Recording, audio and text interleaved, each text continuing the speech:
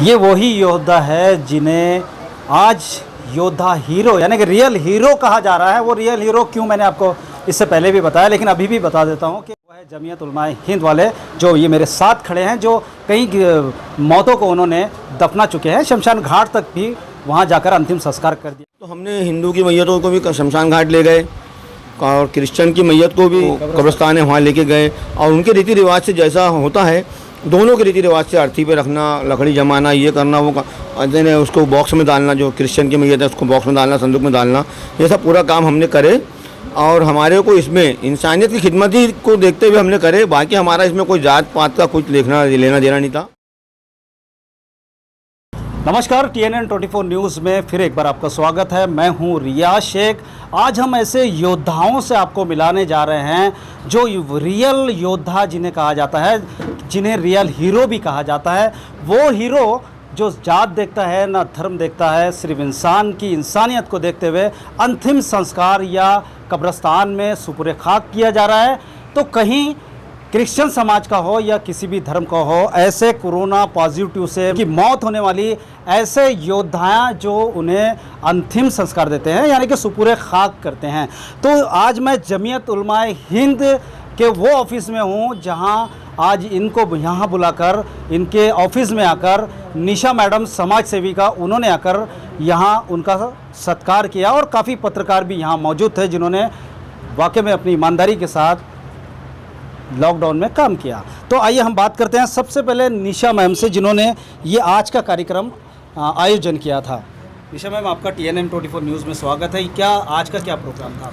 ये हम लोग काफ़ी यानी जब से लॉकडाउन शुरू हुआ और उसके बाद में कोरोना के महामारी जैसे जैसे बढ़ते चले गई, तो कई कोरोना योद्धा मैदान में उतरे। लेकिन अभी ये 3 महीने से हमने सुने कि जमीयत उलेमा की टीम से जुड़े कुछ लोग जो है वो कोरोना पेशेंट से जिनकी मृत्यु होती है तो उनका अंतिम संस्कार बहुत ही मतलब तौर तरीके से, हिंदू रहा तो उसके रस्म रिवाज से, मुस्लिम रहा तो उसके रस्म रिवाज से करते हैं। तो ये अपने आप में बहुत ही फ़ख्र की, बहुत ही गौरव की बात है, क्योंकि ये वक्त ऐसा है कि लोग एक दूसरे से मिलने के लिए कतरा रहे हैं और एक दूसरे से रिश्तेदार के यहाँ जाने से कतरा रहे हैं। कोई कोरोना पॉजिटिव हो जाता है तो उससे बात करने के लिए, उससे मेल मिलाप के लिए लोग कतरा रहे हैं। और ऐसे वक्त पे हमारे इन भाइयों ने जो अपना महत्वपूर्ण योगदान दिया है वो तारीफ़ काबिल है, क्योंकि इस वक्त रात नहीं देख रहे, दिन नहीं दिख रहे, जहाँ से उनको फ़ोन आता है उनकी टीम बिल्कुल तैयार रहती है और एक योद्धा बनकर वो चाहे शमशान घाट हो चाहे कब्रिस्तान हो, वहाँ पूरे हर रस्म रिवाज के साथ मुसलमान का अगर जनाजा हो तो उसको पहले गुस्ल देकर, अज़ा जो भी तौर तरीके होते हैं वो देकर और दफनाते हैं। और अगर हिंदू का ये हो तो उनको शमशान में उसी तरह से गंगा जल और हर तरीके से देकर ये करते हैं। नमस्कार सबको, मैं ममता गेड़ा। लेकिन मैंने कोरोना योद्धाओं को यानी जिस तरह से हमारे वहाँ 4 खंबे के बाजू में हम जा रहे थे उधर, तो पिताजी गुजर गए थे, तो खुद का उनका बेटा भी नहीं आया था अपने पिताजी को देखने के लिए। उस समय मेरे भाई है यानी मुस्लिम समाज के 4 भाई आए। जिस तरह से कोरोना के नाम पर जो धंधा हो रहा है वो बंद होना चाहिए। किसकी लाश किसी को दे रहे हैं। अभी 8 दिन पहले के बाद मैं हॉस्पिटल में देख रही, एक जन की लाश यानी मेरे देवर जी गुजर गए थे, तो हम लोगों ने हमको महिला की लाश दी है और पुरुष की यानी पुरुष गुजरे महिला की लाश दी। हर जगह पर यानी इस तरह से हो रहा है। किसी भी इससे मरे, एक्सीडेंट से मरे या घर में मरे, कहीं से भी मरे, तो कोरोना ही पॉजिटिव क्यों दिखाए जा रहे हैं, इस पर आवाज़ उठाना चाहिए ना। सब लोगों ने मिलकर आवाज़ उठाना चाहिए, तो आवाज़ क्यों नहीं उठा रहे। हर इसमें कोरोना कोरोना कोरोना, और अभी तक अपन लोग सिर्फ टीवी में देखते थे, इसके वजह से कोरोना बढ़ा, उसके वजह से कोरोना बढ़ा, और थाली बहुत बजाया अपन लोगों ने। लेकिन आज सेकंड नंबर पे अपना इंडिया आया। किसके वजह से कोरोना बढ़ा कोई नहीं पूछ रहा है। हर जगह पर सही में कोरोना के टेस्ट हो रहे हैं। मैडम, मैं एक प्रश्न पूछना चाहूँगा आपसे कि आपने जो बताया लापरवाही, जिसकी डेथ की बॉडी किसी और को चले जा रही है और कोरोना पॉजिटिव ही क्यों बताया गया, तो आप किसे दोषी मानती है? मैं तो WHO को दोष मानूंगी, क्योंकि जिस तरह से कोरोना पॉजिटिव क्यों दिखा जा रहा है, कहीं ना कहीं तो पैसे का काला धंधा हो रहा है। यानी हो सकता है हेल्थ डिपार्टमेंट को पैसा मिल रहा होगा, इसीलिए एक मौत की कीमत तुम 1.5 लाख रुपए से गिनता रहे। यानी इंसान की कीमत इतनी है, तो मैं ये जानना चाह रही हूँ सभी ने मिलकर आवाज़ उठाना चाहिए, क्योंकि हर जगह पर कोरोना पॉजिटिव नहीं हो सकता है। क्योंकि अभी परसों के दिन हमारे घर के सामने में डोंगरे फैमिली, वो महिला हार्ट अटैक से मरी, घर में मरी। घर में मरने के बाद 6 बजे दवाखाने कोई खुले नहीं थे, हम 7:30 बजे उनको मेवा हॉस्पिटल में लेकर गए। और मेवा हॉस्पिटल में लेकर जाने के बाद हम लोग सब बाहर खड़े थे, तो थोड़ी देर के बाद बताया गया कि तुम्हारा कोरोना पॉजिटिव है। ना हमको लाश मिली, ना हमको कुछ मिला, ना कुछ, और अभी तक ना उनकी डेथ सर्टिफिकेट मिली और कोरोना पॉजिटिव बता रहे हैं। तो इस तरह बिल्कुल कोरोना पॉजिटिव के साथ ही वो राज जो है वो राज चला जा रहा है। एक तो शमशान घाट चला जा रहा है या कब्रिस्तान चला जा रहा है, वो उसका इंतज़ार है कि वो राज कब खुलेंगे। I am social worker mrs Kiran Yadav. मैं इन सब का तहे दिल से धन्यवाद करती हूँ जो कोरोना काल में इतनी कोरोना जो खौफ बना के रखा है, उस खौफ के समय में ये जो बच्चे जो बेचारे काम कर रहे हैं। पिछले बार मैंने पेपर में पढ़ा था गंगाबाई घाट में जो इन्होंने काम किया है, घाट रोड शमशान घाट में इन्होंने काम किया है, कब्रिस्तान में जो काम किया है, ये अल्लाह ताला इनको बहुत लंबी उम्र बख्शे। और जो ये काम कर रहे हैं उसके लिए कोई ज़ात नहीं है, कोई मज़हब नहीं है, एक ही ज़ात है, केवल इंसानियत। आज इंसानियत का सबसे बड़ा पैगाम जो बच्चों ने दिखाया है, मैं चाहती हूँ कोई इनको बहुत तरक्की दे और इनका बहुत नाम रोशन हो, और जो कोरोना को खौफ बना के रखा है उसके ऊपर से पर्दाफाश हो। जो ममता गैडम मेरे फ्रेंड है उन्होंने बताया है, ये वाकई बहुत गलत है। मुझे भी जरीपटका में मैं उनका नाम नहीं जानती, उन्होंने बताया एक पेशेंट उनका बीमार था, रात को हॉस्पिटल ले गए तो उन्होंने बोला कि पहले इसे 2 लाख रुपए काउंटर पर आप जमा कराइए, उसके बाद हम पेशेंट को लेंगे। जब उन्होंने 2 लाख रुपए जमा कराया, पेशेंट को लिया, और अर्ली मॉर्निंग 3:30 पौने 4 बजे उनका देहांत हो जाता है, इंतकाल हो जाता है। तो बताइए, जब डॉक्टर जो पैसा लेते हैं तो उसको रिफंड कर दीजिए। मैडम, एक प्रश्न मैं आपसे भी पूछना चाहूँगा कि एक कोरोना पॉजिटिव के इलाज के लिए डॉक्टर, प्राइवेट डॉक्टर बेड है नहीं, अभी कहीं कोई किसी हॉस्पिटल में नहीं है, लेकिन अगर प्राइवेट में अगर उनको डालते हैं, एडमिट करते हैं, तो 5 लाख रुपए डॉक्टर मांग कर रहे हैं कोरोना पॉजिटिव की इलाज के लिए। क्या डॉक्टर लोगों ने इसको बिजनेस बना लिया है। मैं बताती हूँ, डॉक्टर को हम भगवान समझते थे, डॉक्टर को हम क्या समझते थे ये आप सब अच्छे से जानते हैं कि जब डॉक्टर को उनकी सर्टिफिकेट जब देते हैं और उनको जो शपथ दिलाई जाती है कि आप अल्लाह ताला का बंदा है, आप उसको गौर कीजिए, उस समय जो शपथ ग्रहण करते थे, आज उसका मजाक उड़ा दिया इन्होंने और डॉक्टर का एक धंधा बना लिया, बिजनेस बना लिया है। इन्होंने पैसा कैसा कमाना है ये डॉक्टर लोगों से सीखिए, इनमें कोई इंसानियत है नहीं, और मैं चाहती हूँ कि इसके ऊपर से जल्दी पर्दाफाश होए।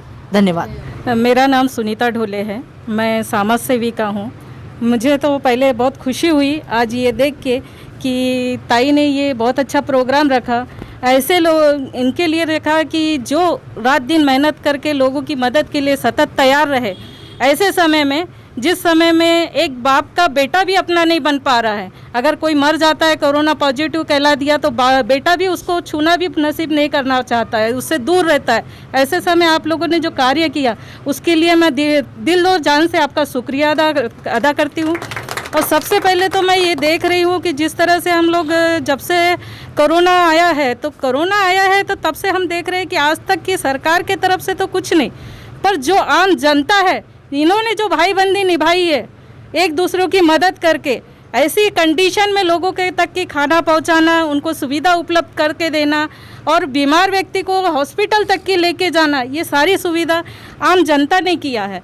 तो मैं जनता का भी शुक्रिया अदा करना चाहूँगी कि जनता एक अपनापन दिखाया है। जो भेदभाव हमारे बीच में कुछ लोगों ने, राजनीतिक लोगों ने जो भेदभाव निर्माण कर रहे हैं, मैं उनके विषय में तो वो उनकी सोच के विषय में इतनी घटिया सोच रख रहे हैं कि भाई उन्होंने ये नहीं सोचा कि हम जिस समाज में रहते उस समाज के विषय में हम इस तरह से सोच रहे हैं।